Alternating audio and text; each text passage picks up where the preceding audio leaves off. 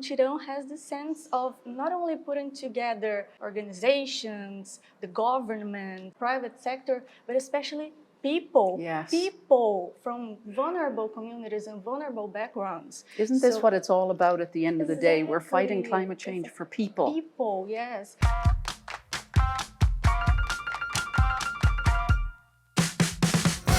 Hello everyone, I'm Roberta Moraes from Brazil, the president and founder of Global Youth Climate Alliance.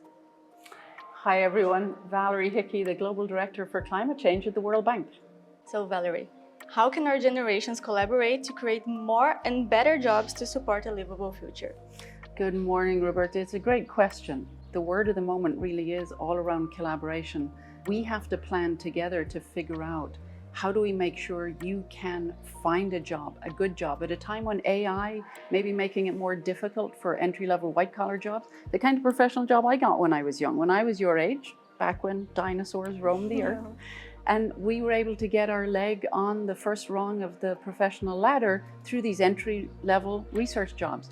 They're going to be harder to find. And so thinking through, particularly when it comes to the kind of work that's needed to build a livable planet, to make sure that we can bend the curve of emissions, having new ideas from young people, from entrepreneurs, from folks like you who've set up your own group to think through what are the solutions.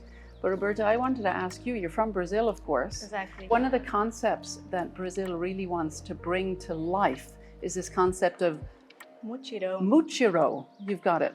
Tell us a little bit about that. Brazilian culture has inherited the concept of Mutirão for Brazilian native indigenous people. So Mutirão is a word in Tupi-Guarani language, an indigenous language.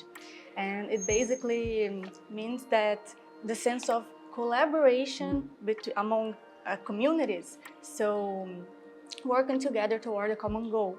I am so glad and proud because somehow I am already taking part in this Mutirão. Oh, tell us. Because I am a young Brazilian woman and now a representative of the civil society, as I am the president and founder of my own organization, my own NGO. And the Global Youth Climate Alliance is working to provide climate education, so climate literacy, to young people from the Global South. So including indigenous peoples, local communities, everybody. Exactly.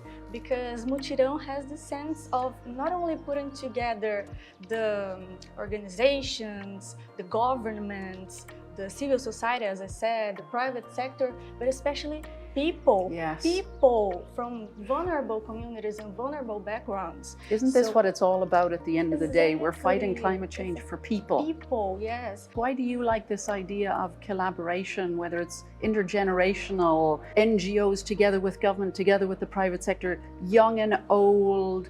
What is it about Mutirão that you love? I was born and raised in Curitiba, a city in the south of Brazil. And we are known as green city or green capital. Yes. I came from a law background, but I found myself so frustrated because the sense of this law activities was based in competition, not into collaboration and dialogue and empathy or the sense of sustainability. Somebody's got to win, somebody's got to lose in the law. Exactly, thank you. Yes.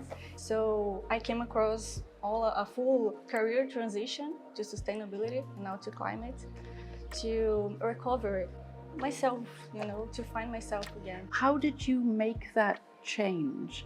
How easy was it? Were you a little bit afraid when you thought, because being a lawyer is a wonderful job, you could have stopped doing it. It was not easy. If I could give an advice to young people like me, I would advise them to listen attentively to themselves. Yes. I remember it was a piece of advice I got when I was young, and one of the best pieces of advice that I got, which said, do what you love and then you'll never work a day in your life. It's the reason I stay working in the public sector.